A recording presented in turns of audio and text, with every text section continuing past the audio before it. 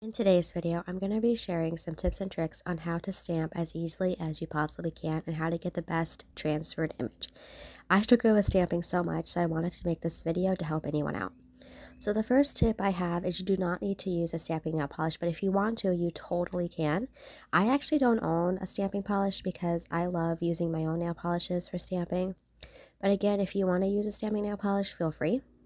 I also wanted to share some of my favorite stamping plates and the brands that they're by. I actually have found that having a stamping plate with the white backing, as you can see in the picture here, works easier because some stamping plates, they are really thin and their images take a very long time to transfer. And unfortunately, because of that, I've actually had to throw some of my stamping plates away. But some of the thinner stamping plates I have, they work awesome.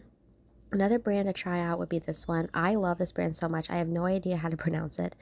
I love their stamping plates, and I have their stampers too, and they are they work really well.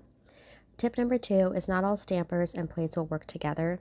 I know this is going to sound kind of like disheartening a little bit, but unfortunately, it's a trial and error process. I tried this out so many times when I first got into stamping, and the problem is that my stamper just did not work with the plate, and I had to get a new stamper. And the brand that I couldn't pronounce has some really good stampers too. And I also love these clear little plastic ones that I got off Amazon. They don't have a brand name on them, but they work really well as well. So much so that I got rid of my other stampers. So tip number 3 is try out different ways to pick up the image. A lot of people will tell you to roll over the image. A lot of people will tell you to tap the image. A lot of people will tell you to press down. They will tell you not to press too firmly. But unfortunately, at the very end of the day, you need to figure out what works best for you.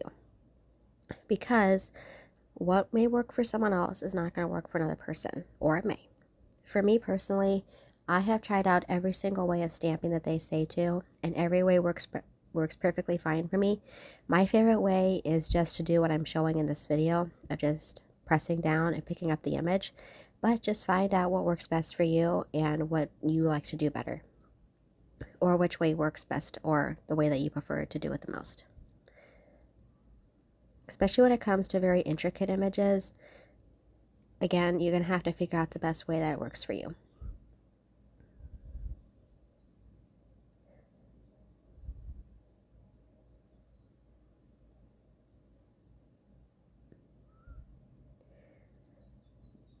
So tip number 4 is clean the plate and the scraper. The reason why you want to do this is when the polish gets gunked up on it, it's not going to transfer well. So you want to clean the stamper and the stamping plate. It works a lot better. So my bonus tip I have is float the top coat over the nail. Don't let the brush hit the polish, because this will help you prevent smudging, especially over a really intricate pattern. And same with reverse stamping, just float the top coat over it. Don't let the brush hit it, and the chances of you smudging your nail polish is not even going to be there.